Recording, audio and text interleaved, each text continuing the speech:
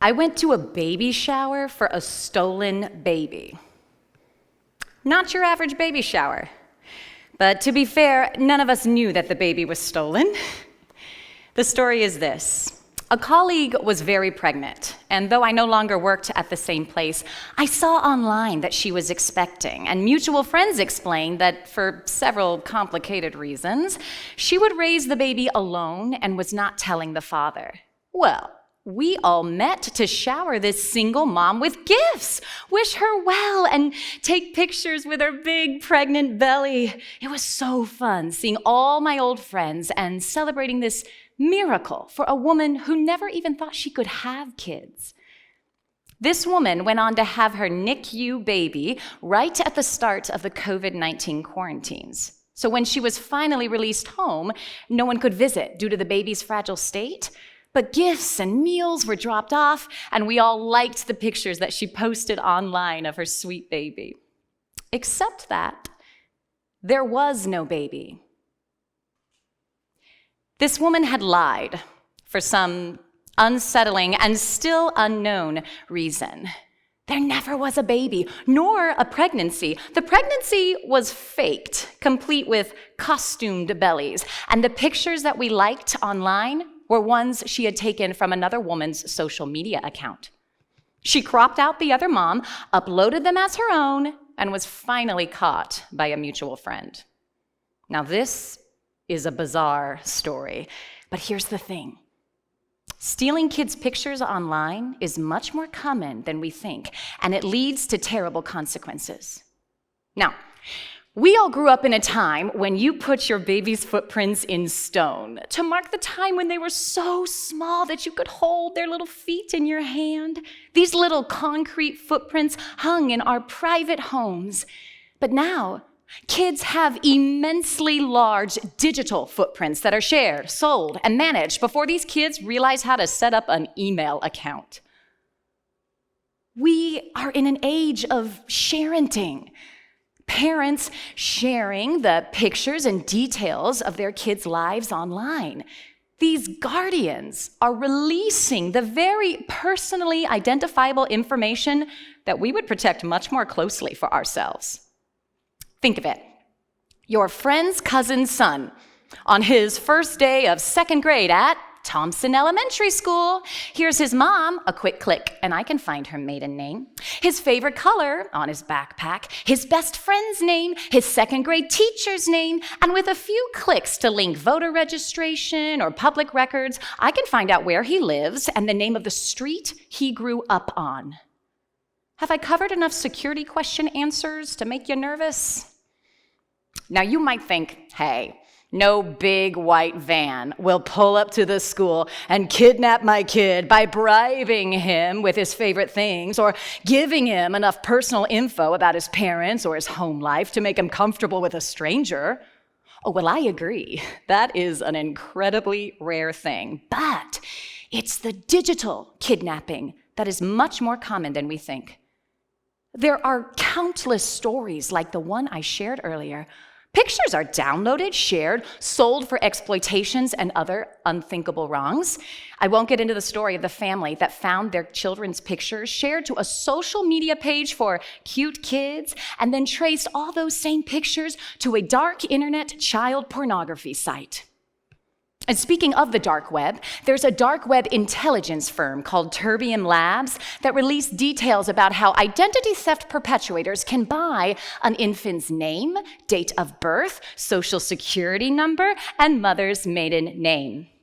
In one of their blogs, they write that an enterprising buyer can find the remaining details through open source data sets and by harvesting the parent's other online presences like social media accounts. But strangers aren't always the ones responsible for crimes against kids. New York University researchers note that 75% of kidnappings and 90% of all violent crimes against juveniles are perpetrated by relatives or acquaintances. Perhaps the very people liking your posts. Stop posting online.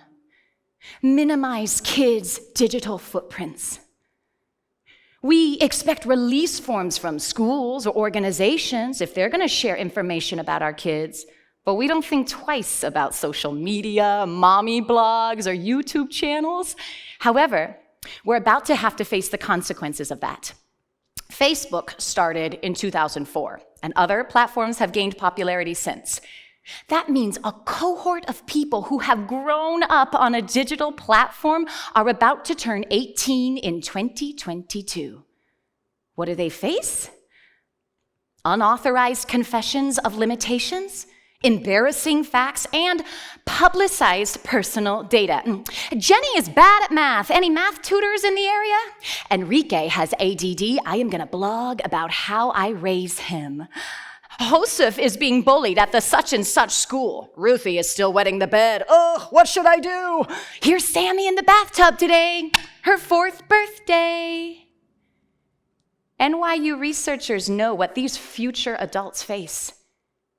Their personal info will have been stored for almost 2 decades, and that stored info is not sitting idly. I quote, "Data brokers build profiles about people and sell them to advisors, spammers, malware distributors, employment agencies, and college admissions offices."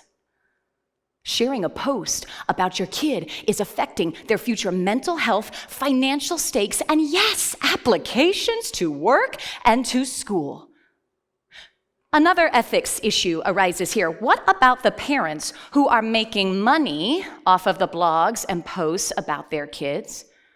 What are the kids' rights to their digital footprints?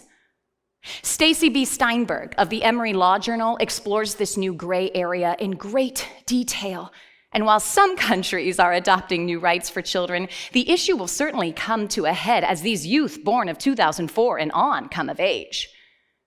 Now, I work in entertainment, so I know that in at least 4 US states, courts require that 15% of kids' earnings in film, TV, professional theater be put into a trust for when they come of age.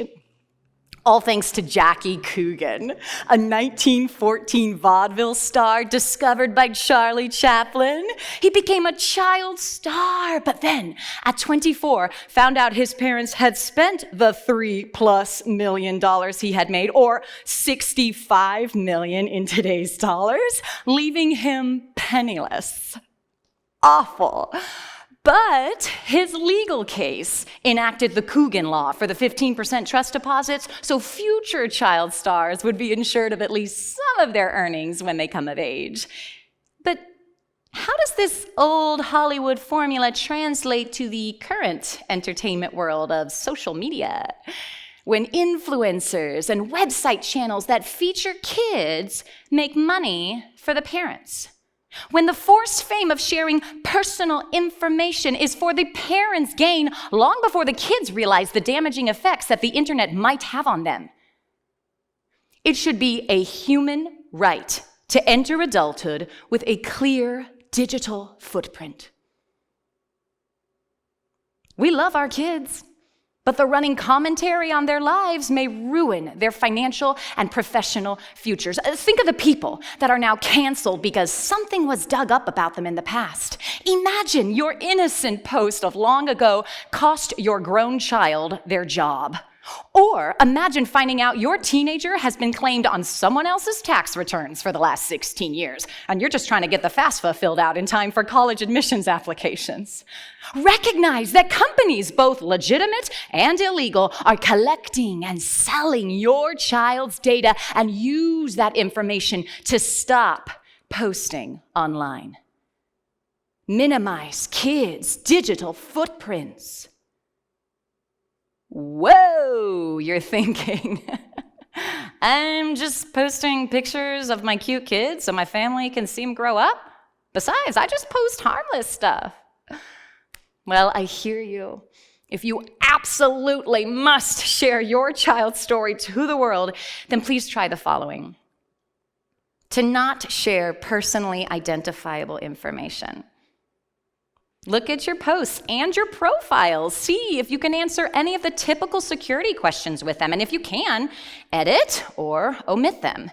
Again, if you post about your child, try to fiercely limit your security settings and your online friends circle to those that you would let babysit your child.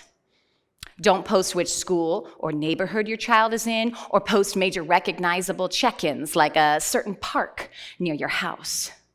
Keep your child's birthday, age, and other factors vague.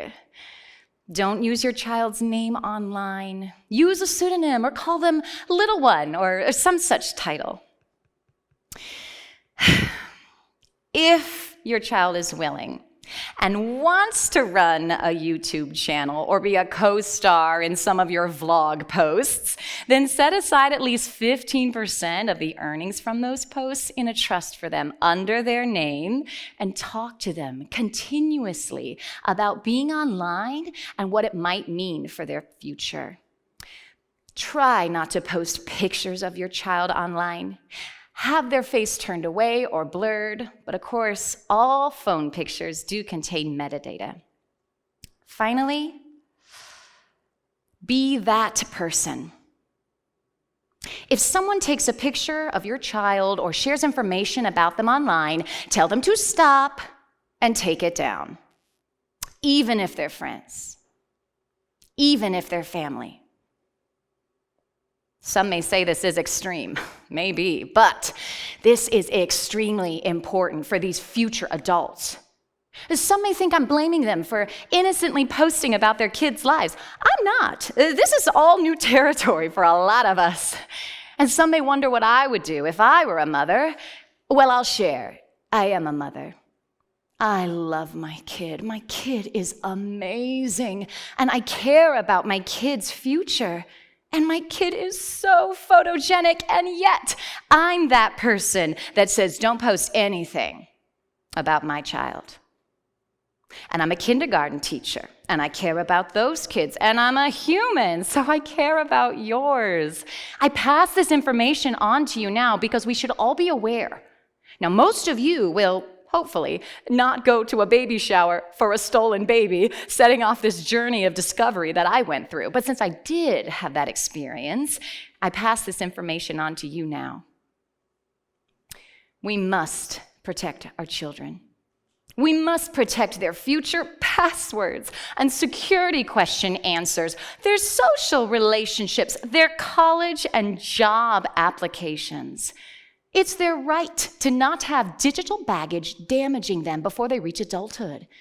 How do we do it? It's simple.